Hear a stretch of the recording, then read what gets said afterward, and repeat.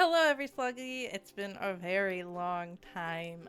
Welcome back to my To Be Read videos, my To Be Read challenge videos. Yeah, so it's taken me a long time to get through these next couple books that I pulled because I broke my foot. Just being straight up honest, I did broke my foot, and you'd think like, oh, you broke your foot, you have all the time in the world to read. Wrong. All my body wanted to do was sleep and sit in front of the TV and not think for the first 2 weeks. But then I went on a trip because I was feeling a little bit better and I didn't want to cancel and lose my money on airfare. So I did that, and so then I finally got to reading everything that I had to read, and now we're here. So I have books to talk about. I actually have 3 books to talk about, not 2 like I was planning to discuss, and I will be drawing my new To Be Read challenge book box mini book. You know what it is. At this point, it's been so long since I've recorded anything or streamed anything without a group of people, because my book club is still going on. Feel free to follow along with it on twitch.tv/TripStarlake. But otherwise, I haven't been recorded anything on my own, so this is very awkward right now. So anyway, I'm going to be talking about The Black Unicorn. I'm going to be talking about Go Luck Yourself. And I have a 3rd secret book that I'm also going to talk about. And then I'll draw some books. So yeah, thank you for sticking around. Thanks for being here. I'm sorry. I didn't think that breaking my foot would slow me down so much, other than looking. I thought that I would still be able to sit at my desk and everything would be good. If you just heard a thud right now, it's because I propped my foot up on my little makeshift foot razor upper. I don't have my desk setup was not set up for breaking my foot. But anyway, enough about that. I'm going to move off to the side. I don't have any of these books physically, so I'll just be showing them on the screen. So the first book I read was The Black Unicorn by Tanith. Tanaquil is a young girl living in her mother's fortress surrounded by a desert. The fortress constantly has strange things happening in it, like animals suddenly being able to talk, or wine comes out of the water pipes, things like that. This is all because her mom is a sorceress, and her mom uses magic, and Tanaquil does not have any magical talent at all. Instead, Tanaquil is really good at building things, fixing things. She's basically a little engineer, and her mother does not really see much value in it. One day, when Tanaquil is bored out of her mind because there's just not much for her to do, Tanaquil finds a bunch of bones in the desert and realizes they all belong to the same being. So she slowly puts them all together, and lo and behold, it is a unicorn skeleton. What happens next leads Tanaquil on a sprawling journey. This was a short book, so thankfully it was a fast read. I did read this pretty early on in my bone mending journey. Sadly, the worst part was that this fantasy just wasn't for me. However, I commend its completely original world building. I think a handful of the books that people recommended I read were books that they loved when they were children, and this definitely reads like this was my favorite book as a kid. Somebody recommended it because they really liked it when they were a child, and that's great. Honestly, I'm happy to read your childhood favorites. I will read anything. I don't really mind. I think this book stands apart from the other childhood favorites I read is that I didn't feel like anything else. It really had its own solid world building.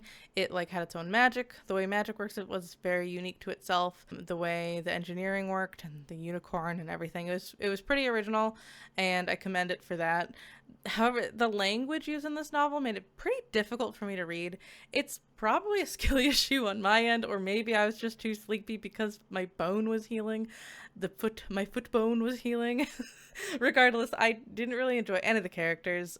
And in the plot, there's a certain character that's introduced and I don't know, make a little bit more than halfway through the story, and then the remainder of the story just became super predictable to me, which probably I wouldn't have predicted it if I was a 10-year-old reading it, the intended demographic, but since I'm way older than that, it was super obvious to me. But beyond that, every character that wasn't Tanaquil herself sort of kind of acted like a puppeted animatronic that just said the most average or most useful thing or most expected response to Tanaquil, based on where she was on her journey. It wasn't great to me, personally. To be honest, thinking about this if I would have tried to read this book as a kid, I would have tried to read this, but it's definitely one of those books that I would have wanted my parents to purchase me. They would have purchased it to me, and then I never would have read it all the way. It's one of those books I would pick it up, read the first chapter, then put it down and never read it again, and then think, oh yeah, I should read that, and then I would put it down again. But because I was reading it for this challenge, I did not push through it. But even as an adult, it was like, oh, I don't know if I really want to read this anymore. I wish that I had liked this more because, again, the world building was very original. It was very cool, and I could see a lot of good in it. I just think the writing was a little, I don't know how to describe it. The writing was just clunky, I guess, for me to interpret. And I also felt like Tanith didn't talk like a child a lot of the time, but that happens a lot in middle grade or young adult writing. In any case, I'm not unhappy I read it. Glad I absolutely never would have picked up this book otherwise, so happy to have experienced it. The next book I had to read was I got one of my prompts. They're all in like little paper slips, and the prompt was to read the highest rated book on my digital to be read list. And that book was Go Luck Yourself by Sara Raasch. I actually don't know if it's Sara Raasch or Sara Raasch. I apologize if I got it wrong. So this book is the sequel to a book that I read last year called Nightmare Before Christmas. That book stars the eldest prince of Christmas and the prince of Halloween falling in love with each other while navigating toxic parents and a weird forced marriage competition thing. It's silly and fun, and I had a good time reading it on the airplane last year. I knew I had a trip to Alaska coming up, so I thought, well, if this book, Go Look Yourself, doesn't come in from the library, because I put it on hold immediately, then I'll go get the ebook. I'll just get the ebook and read it on the airplane. My hold has never been available for pickup. In fact, it is still not available for pickup to this day as of recording. So, but I did read it. I read it as an ebook. Anyway, this novel focuses on the second Prince of Christmas and the Crown Prince of St. Patrick's Day. Christmas has realized someone is stealing Christmas joy. It's like the source of magic that these holiday people use. Like they use the source of magic of their own holiday, the joy of their own holiday. Anyway, it doesn't matter. And the only clue left behind is a single shamrock that leads our main character straight to St. Patrick's Day. Chris is our main character. He's the second prince, like I said earlier. He volunteers to go investigate on the basis of being an ambassador to Christmas. But oh no, turns out the Crown Prince of St. Patrick's Day is Lachlan Patrick, the guy at university who Chris had a weird study room war with. How is Chris supposed to figure out who is behind the stolen magic when Lachlan is so annoying and hot? Basically, that's the story. I read this book because it had the highest average rating out of all the books on my digital to be read list. I'm not surprised. It's a sequel, and the people reading sequels typically liked the first book and are probably going to like the second book. Well, while waiting for this book from my library, I actually added a book with a higher average rating that I was listening to an audiobook, and I thought, what if I just use that book instead? But, well, I read both of them, so you're going to get reviews for both of those books. But first, I will continue talking about Go Luck Yourself. To be upfront about it, this book was fun, but it wasn't as good as the first book. In fact, it wasn't as fun as the first book. I probably could read about Holiday Prince Yowie for a long time, as I found the concept of the magic to be very endearing, but honestly, Chris and Lachlan's relationship just wasn't it for me. The two are really bad at communicating, and when they finally get over themselves, I found that their tastes in spicy stuff do not line up with my own preferences. To each their own, I just wasn't into it. I still found them to be both, like, individually, they're both cuties individually. Yeah. And I was rooting for them to get their own happy ending, but I actually wasn't really rooting for them to be together. The book did convince me by the end, and I found myself smiling, but it took a while. I had a lot more issues with the magic system and how the world worked in this book, too, than I had in Nightmare Before Christmas. Like, how are these their magical rulers of holidays anyway? I could kind of ignore it with the first book because, okay, Christmas and Halloween have some roots that are not connected to Christianity, or at least the most common current iteration of Christmas that people around the world celebrate is not rooted in Christianity. So, like, sure, I could turn my brain off for that. Like, there are plenty of people that celebrate Christmas that are not Christian. Like, so, okay, sure. But, like, St. Patrick's Day is a Catholic holiday. Its roots are, like, solely Catholic. And over time, it evolved into being, like, a celebration of Irish heritage. And the book touches on that for, like, literally one paragraph. So I was just kind of like, huh? Huh? I don't know. I didn't get it. The other aspect that adds to my confusion is that they constantly are saying things like, Jesus Christ, why would you say that? And so, like, Christianity does exist in this world, but it's not connected to the core of the holidays. I don't know. It confuses me. I'm very good at turning my brain off when reading silly fluff like this, but it was still a difficult time for me here with this magic system. And that's the last time I'm going to talk about the series, as it seems the author's next book is not within this holiday prince and princess series. I just had to get my world building rant off my chest. Anyway, let's talk about that audiobook that I read. So I read The Raven Scholar by Antonia Hodgson. I was like, whoa, because it does have a higher average rating on Goodreads. So I was like, not that it like convinced me to read it sooner. I just really wanted to read it, to be honest with you. And I had a free audiobook credit on Libro.fm, so I did it. This book has a lot of moving parts, which I really enjoyed, but to sum up this book simply for your intrigue, this story takes place in a monarchy that has experienced 24 years of peace, and the current reigning king is about to retire. In this world, the next monarch is not decided by blood, but by competition. So 7 contenders must compete in a summer festival competition for the crown. At least that was the plan, until one of them is murdered the night before the competition starts. And so, it falls to our main character, Nima Kra, the Emperor's High Scholar, to find the killer before the competition ends. She must engage in this high-stakes investigation, all while trying to compete in this equally high-stakes competition for the throne. It's a lot on Nima's shoulders, but there is something right around the edges of her vision trying to help her through this. She just needs to recognize that they are there, and they are magnificent. This book was so much fun. I think, so this book has a pretty slow start introducing the past events that affect the present story. But once it gets going, it was so enjoyable. Once the action started picking up after the first little chunk of the book, I was hooked. This is a super interesting fantasy world where the gods of this world actually can interfere with the living world, but not in the way you would typically expect when reading a story like this.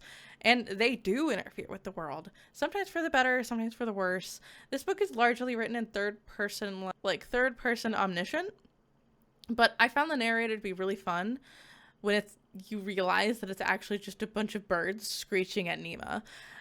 I highly recommend the audiobook. I never thought I'd have a bird screeching at me for a good 10 seconds in an audiobook, but well, here we are. And I think I'm better for it. I was highly entertained. The entire cast of characters are super interesting. I really liked all of them. I'm super excited for the next book in the series. It does have a title. I think it's called Fox in the Winter. The way it ends too, there are twists in this book that was like, I wasn't even thinking about like these twists being possibilities until they were presented to me. I was like, I had so much fun. And I think like there's political intrigue, but it's not super heavy. There's competition, which can be fun for a lot of readers, I think. There's talking animals, which, you know, your mileage may vary. I think these talking animals are quite entertaining, but, you know, not everyone is into that. Yeah, no, Nima is great. All the other characters are great. There's a character that's a little Zuko-y. If you like Avatar: The Last Airbender and you like anti-heroes like that. This is one of the best books I read this year. That's why I was like, I have to talk about this book right now. I think you should read it. That's it for reviews. So now all I have to do is draw some books. Let me get my stuff out. Okay, again, I'm going to pull 2 books because, one, it took me forever to even get one of the books. It took me 2 weeks to get Black Unicorn by Tanith because I had to use my state's interlibrary loan system, and even though the library that I got it from was literally a 30-minute drive away, it took 2 weeks to arrive at my library, which drives me crazy.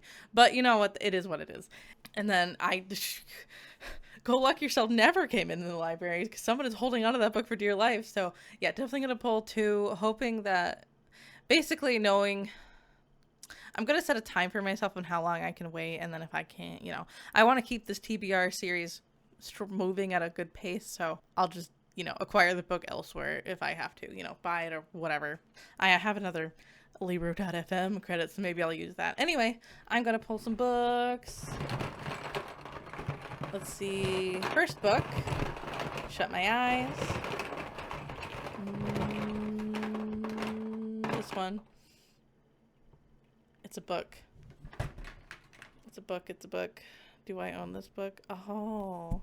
This book is going to be an audiobook, I think, actually. I think I just, like, I summoned it to me. This is my first ever Brandon Sanderson book. Can you see that? No, you can't see that. Also, I'm in the way.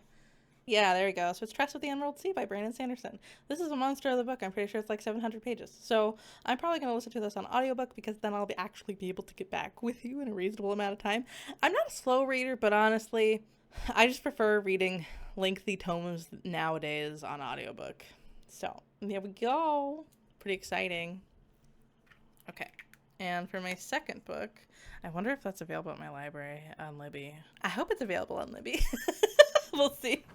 Okay, next book is... no, I'm going this way. Ooh. Which one do I want? Oh, it's a manga. Oh, I forgot that I have manga in here. So I kind of don't, like, I have so much manga to read for my manga clubs, but that's okay. I've actually watched some of the anime adaptation of this. This is, Demon Destruction, I think is what it's called. Let me look. This manga, this mini book is called Dead Demon Destruction is what it's called. By Asano Inio. Nimsorol recommended this to me on Blue Sky. Or Nime? I'm not sure. And then this one, Trust of the Emerald Sea, was recommended to me by Chaos Gemini. Thank you very much. All right. So that's what I got. I'm going to get on these as fast as I can. So just so you're aware, we're currently reading all of JoJo's Bizarre Adventure on my manga reading club. It's also on this channel. And we are getting to the second half of Battle Tendency, so part 2.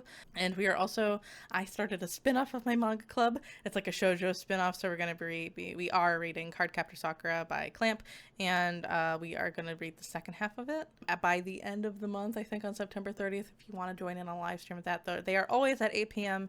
on every other Tuesday on my Twitch channel, which is linked down below. After that, I'm going to actually set up my book club, like my print novel reading book, like not my beautiful pictures reading club. We'll read something for Halloween. I think it'll be fun. And then I'll be reading these in the meantime. So I'm kind of happy because like one a manga I can get through pretty quickly. This I can listen to on audiobook. So fingers crossed I'll be back soon. Thank you for continuing following along. It means a lot to me. I am very sorry for the inconvenience of me breaking my foot and how long it's taken me to read these books, but you know what? I'm here. I'm back. I'm gonna read. I'm gonna lay on my bed and listen to Trust of the Emerald Sea, apparently. So I'll see you soon. So yeah, if you want to be notified next time I have a video up, feel free to subscribe. Like this video if you liked it. Hang out on my Twitch stream if you wanna, or you know, go on your merry way. It's all good here. Happy that you watched this far. Thank you. Bye.